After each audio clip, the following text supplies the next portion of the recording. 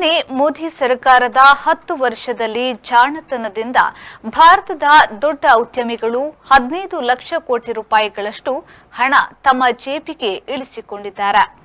2017-22ರ ನಡುವೆ ಗೌತಮ್ ಅದಾನಿ ಒಬ್ಬನ ಸಂಪತ್ತು 1.79 ಲಕ್ಷ ಕೋಟಿ ರೂಪಾಯಿಗೆ ಹೆಚ್ಚಿದೆ. ಇದರಲ್ಲಿ ಆತ ಪಡೆದ ಸಬ್ಸಿಡಿ ಒಂದು ರಾಜ್ಯದ ಆದಾಯದಷ್ಟು.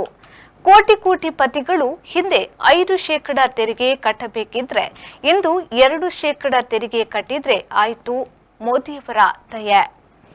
ರೈತರ ಸಾಲ ಮನ್ನಾ ಇಲ್ಲ, ಬಡವರಿಗೆ ಉಚಿತ ಇಲ್ಲ, 15 ಬಂಡವಾಳಶಾಹಿ ಮಂದಿಗೆ ವರ ಈಗ ಗ್ಯಾರಂಟಿಯಂತೆ. ಈಗ ಭಾರತದ 1% ಸಿರಿವಂತರು ದೇಶದ 40% ಸಂಪತ್ತನ್ನ ಹೊಂದಿದ್ದಾರೆ. ಭಾರತದ 100 ಕೋಟಿ ಪತಿಗಳ ಸಂಖ್ಯೆಯು 2020ರಲ್ಲಿ 102 ಇದ್ದದ್ದು 2023ರಲ್ಲಿ 200 ಮುಟ್ಟಿದೆ. ಕೊರೋನಾ ಅವಧಿಯಲ್ಲಿ ದೇಶದ 30% ಮಧ್ಯಮ ವರ್ಗದವರು ಕೆಳ ಮಧ್ಯಮ ವರ್ಗಕ್ಕೆ ಜಾರಿದ್ದಾರೆ.